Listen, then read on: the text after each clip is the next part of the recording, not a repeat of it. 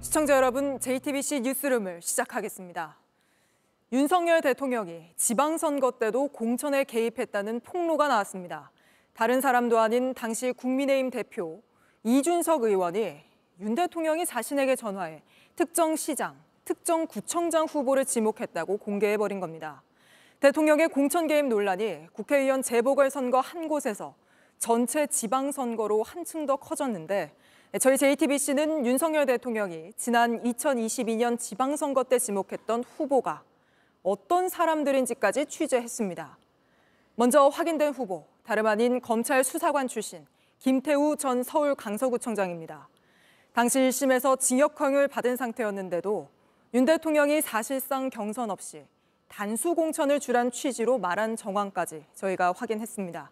일단 이준석 의원의 오늘 발언부터 보시고 저희가 취재한 내용 하나하나 전해드리겠습니다. 유한울 기자입니다. 이준석 개혁신당 의원은 2022년 6일 국회의원 재보선 당시 김영선 전 의원 공천과 관련해서 윤석열 대통령의 연락은 없었다고 했습니다. 대통령 취임식 전날 명태균 씨한테 김 전 의원이 경선을 할 거라 알린 문자도 주변에서 들리는 이야기에 기반한 거란 주장입니다. 명태균 사장이 본인이 대통령에게 이야기해가지고 이렇게 공천을 받는 것처럼 알고 있어서 잘못 알고 있는 것 같아서 전달해준 정도라고 생각하시면 됩니다. 이 의원은 오히려 윤 대통령이 다른 후보 공천에 의견을 냈다고 공개했습니다. 대통령께서 공천 시기에 저에게 활발하게 소통하신 기록도 다 확인해봤습니다. 옛날 생각나면서 참 웃겨서 말도 안 나오는 것들도 많이 봤고요.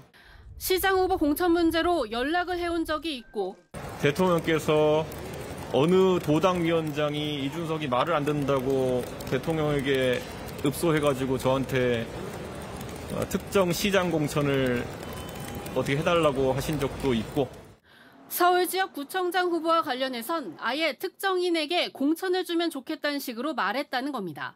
서울의 어떤 구청장 공천을 또 이제 지금 있는 사람들이 경쟁력이 없으니까 주는 게 좋지 않냐 이런 말씀하신 것도 있고, 그동안 윤 대통령이 명 씨를 통해 총선에서 김 전 의원의 공천 과정에 개입했다는 의혹이 나온 적은 있지만 지방선거에도 관여했다는 주장이 나온 건 처음입니다.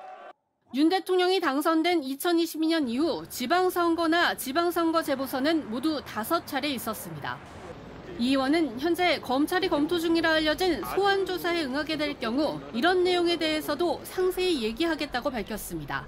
JTBC 유한울입니다. JTBC 뉴스를 시청해 주셔서 고맙습니다. 저희는 저녁 6시 50분 뉴스룸에서 뵙겠습니다.